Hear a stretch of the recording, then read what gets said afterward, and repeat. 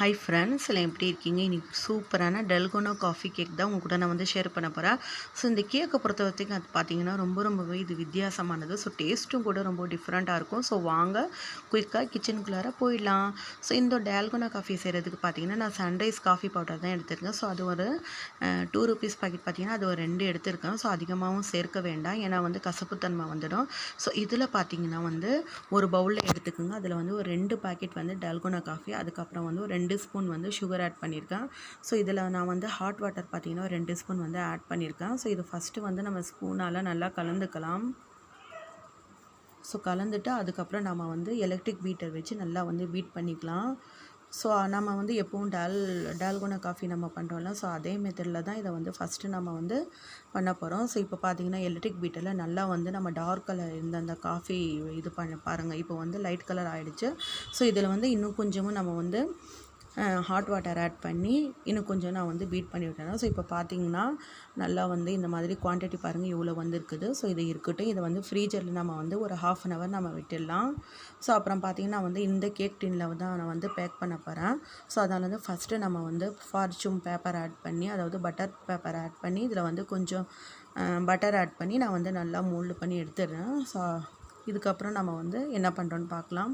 So இப்போ பார்த்தீங்கன்னா another பவுலில் வந்து 2 முட்டையை எடுத்திருக்கேன். ஸோ இதை வந்து நல்லா எலக்ட்ரிக் பீட்டரால் நான் வந்து பீட் பண்ண போகிறேன்.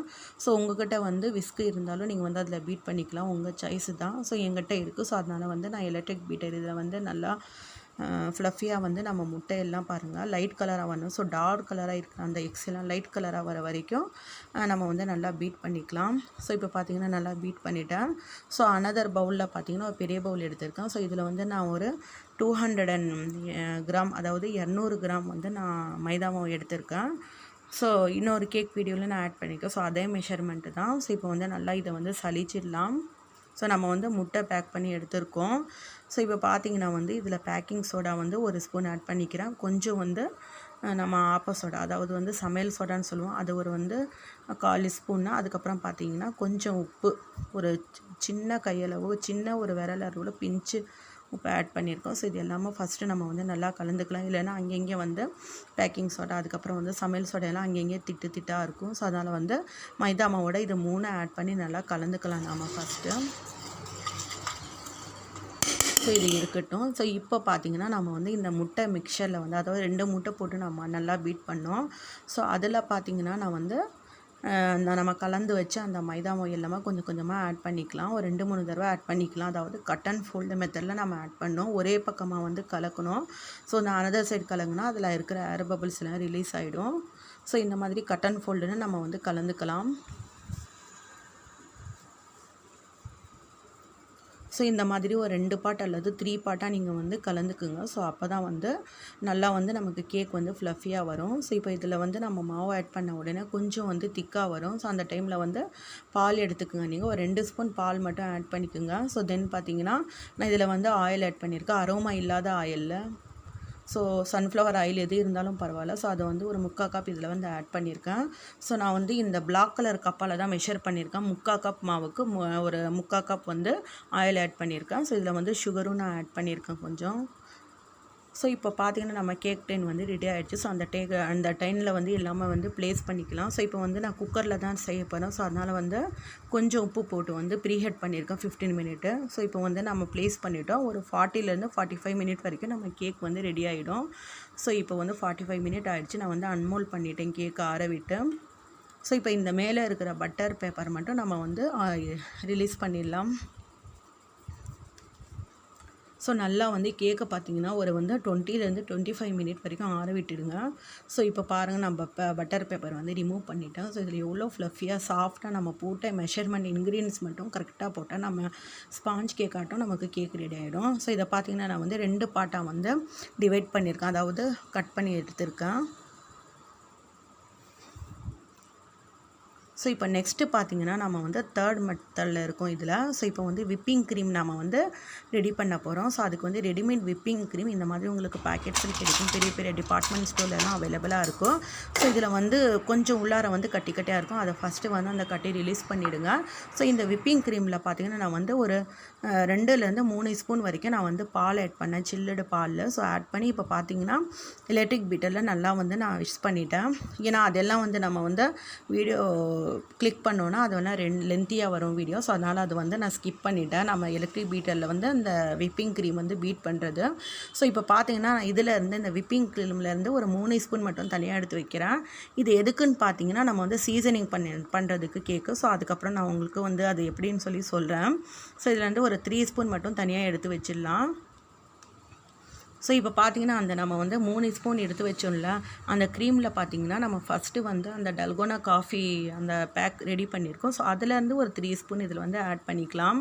இது எதுக்குன்னா நம்ம கேக் வந்து மாய்ஸ்சர் கம்மியாகக்கூடாதுன்னு சொல்லி நம்ம வந்து ஒரு ஸ்பெஷலாக வந்து அதாவது இந்த இது ரெடி பண்ணுறோம் நம்ம. ஸோ இப்போ இதில் பார்த்தீங்கன்னா ஒரு 2-3 ஸ்பூன் வந்து நான் ஐசிங் சுகர் ஆட் பண்ணுறேன். ஸோ ஐசிங் சுகர் ஆட் பண்ணி கொஞ்சம் பால் வந்து ஒரு 2 ஸ்பூன்லேருந்து 3 ஸ்பூன் வரைக்கும் இதில் ஆட் பண்ணி இது தனியாக எடுத்து வச்சிடலாம். இது வந்து நமக்கு கேக் வந்து இந்த பேக் பண்ணுறப்ப, அதாவது வந்து மேலே க்ரீம் அப்ளை பண்ணுறப்ப இது தேவைப்படும், நமக்கு சாஸாட்டம் தேவைப்படும். ஸோ அதனால் வந்து இது தனியாக எடுத்து வச்சிடலாம் நம்ம. ஸோ இப்போ பார்த்தீங்கன்னா இந்த க்ரீமில் வந்து மிச்சம் இருக்கிற இந்த க்ரீம் பீட் பண்ண க்ரீமில் வந்து இப்போ நான் வந்து ஐசிங் சுகர் ஆட் பண்ணி இன்னும் கொஞ்சம் நல்லா வந்து ஸ்டிஃபாக வந்து வர மாதிரி நல்லா பீட் பண்ணிக்க போகிறேன்.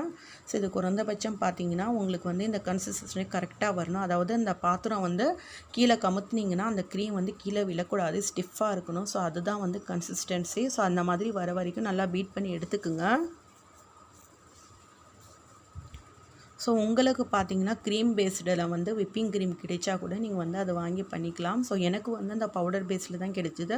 ஸோ அதனால் வந்து நம்ம சில்லுடு மில்க் ஆட் பண்ணி இதில் வந்து பண்ணிக்கலாம். ஸோ இந்த விப்பிங் க்ரீம் பார்த்தீங்கன்னா 50 கிராம்னு நினைக்கிறோம். ஸோ இதுக்கு வந்து ஒரு 100 ml மட்டும் நீங்கள் வந்து பால் ஆட் பண்ணால் போதுமானது. ஸோ இப்போ நம்ம வந்து சீசன் பண்ணிடலாம் இது. ஸோ இப்போ வந்து ஃபஸ்ட்டு லேயர் எடுத்து வைக்கணும். ஸோ நம்ம வந்து ஸ்பெஷல் அந்த டல்கோனோ க்ரீம்னு சொல்லி நான் தனியாக எடுத்து வச்சேன். ஸோ அதை வந்து ஃபஸ்ட்டு நான் அப்ளை பண்ணிடலாம். ஸோ அதுக்கப்புறம் வந்து ஒயிட் க்ரீம் வந்து அப்ளை பண்ணிடலாம். ஏன்னா நம்ம வந்து இதில் 2 லேயர் கொடுக்குறதுனால ஸோ நம்ம டல்கோனா காஃபி பவுடர் அந்த டேஸ்ட்டு வந்து நல்லாவே இருக்கும். ஏன்னா நம்ம வந்து இப்போ ரெடி பண்ணுறது dalgona coffee cake powder. So அதனால் வந்து அந்த டல்கோனாவோட டேஸ்ட்டு வர மாதிரி, அந்த அரோமாஸ் வர மாதிரி நம்ம வந்து ப்ரிப்பேர் பண்ண போகிறோம். ஸோ இப்போ வந்து நெக்ஸ்ட்டு லேயர் வந்து நம்ம எடுத்து வச்சிடலாம். ஸோ அதுக்கு மேலே பார்த்திங்கன்னா அந்த ஸ்பெஷல் டல்கோனா காஃபி நம்ம மேக் பண்ணோம்ல அந்த க்ரீம் வந்து ஃபஸ்ட்டு அப்ளை பண்ணிக்கிறேன். ஸோ இது எதுக்குன்னு பார்த்தீங்கன்னா டேஸ்ட்டும் வரும், அதுக்கப்புறம் வந்து நம்ம கேக் வந்து மாய்ஸ்சரோடு இருக்கும். ஸோ அதனால தான் எப்போவும் வந்து அந்த நம்ம வந்து ஒரு சிரப்பு ரெடி பண்ணுவோம் இந்த மாதிரி அப்ளை பண்ணுறதுக்கு, செரி சிரப்பு. ஸோ அதுக்கு பதிலாக தான் இந்த டால்கோனா ஸ்பெஷல் சிரப்பு நான் வந்து இதில் ரெடி பண்ணியிருக்கேன். ஸோ இப்போ பார்த்தீங்கன்னா 2வது லேயரும் நான் வந்து அப்ளை பண்ணிட்டேன். ஸோ அதுக்கு மேலே வந்து இப்போ எக்ஸ்ட்ரா இருக்கிறதெல்லாம் நான் வந்து க்ளீன் பண்ணிடுறேன். ஸோ க்ளீன் பண்ணிவிட்டு அதுக்கப்புறம் நான் வந்து டிஸ்ப்ளே பண்ணுறேன் பாருங்கள். ஸோ நான் கொஞ்சம் வந்து கேக்கு மேலே சாக்லேட்டும் கொஞ்சம் கிரேட் பண்ணது வந்து மேலே வந்து ஸ்ப்ரிங்கிள் பண்ணியிருக்கேன். ஸோ அதனால் வந்து ரொம்பவே வந்து நல்லாயிருக்கும் அட்ராக்டிவாக பார்க்குறதுக்கு. ஸோ எனக்கு இந்த கேக்கில் வந்து நான் எந்த ஒரு ஃப்ளவரும் நான் இதில் போடல, ஜஸ்ட்டு வந்து சாக்லேட்டு வந்து ஸ்ப்ரிங்கிள் பண்ணி ஸோ அதுக்கப்புறம் வந்து செரிஸ் பழம் வந்து நான் வந்து கார்னிஷ் பண்ண போகிறேன். ஸோ இதில் வந்து லுக்ஸ் எம்மி டெலிஷியஸாக சூப்பராக இருக்குது பார்க்குறதுக்கு. ஸோ நான் வந்து உங்களுக்கு தேவையான அளவு நீங்கள் வந்து செரி பழம் ஆட் பண்ணிக்கோங்க. ஸோ நான் வந்து ஒரு மைல்டு லுக் வரணும்னு சொல்லி இந்த மாதிரி நான் வந்து ரெடி பண்ணியிருக்கேன். ஸோ எக்ஸ்ட்ரா இருக்கிறது அந்த க்ரீம் எல்லாம் நம்ம வந்து க்ளீன் பண்ணிடலாம். ஸோ அவ்வளோதான், சூப்பரான எம்மியான டிஃப்ரெண்ட்டான டால்கோனா காஃபி கேக்கு ரெடி ஆகிடுச்சு பாருங்கள். இந்த கேக் வந்து லுக்லையும் இல்லை, பார்க்குறதுக்கு டேஸ்ட்லையும் வந்து ரொம்பவே நல்லாயிருக்கும். ஸோ கண்டிப்பாக வந்து நீங்களும் ட்ரை பண்ணி பாருங்கள். வித்தின் ½ an hourலேருந்து ஒரு 45-50 minutes வரைக்கும் இந்த கேக் வந்து ரெடி ஆகிடும். ஸோ அவ்வளோதான் ஃப்ரெண்ட்ஸ், எம்மியான டேஸ்ட்டான டிஃப்ரெண்ட்டான டால்கோனா காஃபி கேக் நீங்களும் கண்டிப்பாக வீட்டில் ட்ரை பண்ணி பாருங்கள். எப்படி இருக்குன்னு சொல்லுங்கள், ஃபீட்பேக்கில் எங்களுக்கு கமெண்ட் பண்ணுங்கள், லைக் பண்ணுங்கள், ஷேர் பண்ணுங்கள், சப்ஸ்கிரைப் பண்ணுங்கள், பெல் பட்டனை கிளிக் பண்ணிக்கோங்க. தேங்க்யூ.